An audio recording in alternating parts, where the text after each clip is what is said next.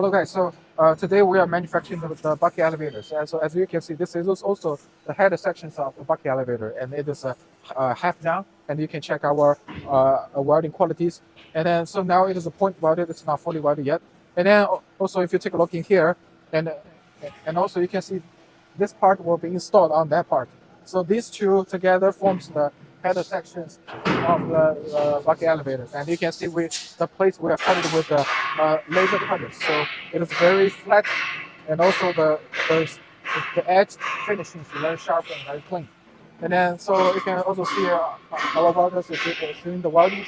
And then if we take a look in here, these are also some semi-finished bucket elevator parts that later will be installed together. So yeah, so just to show you that our bucket elevator manufacturing process. And so if we take a look in here, you can also see we got some, semi-finished products in here, just like the cage crushers, and also, and so if we take a look in here, you can see this is the bottom section of the bucket elevator. The bottom section, so because right now it's not fully installed yet, so there will be a tensioning device in here, a spring tensioning device in here that will tightens the chain plate or the plate chain or the ring chains or the rubber chains, the rubber steel core chains inside of it.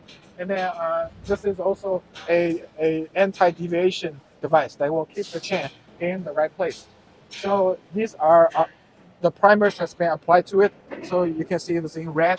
And then we will also later on, so usually the bucket elevator is being installed at the site, on the site because it's too tall. The tallest one we do is 128 meters. So yeah, thank you guys.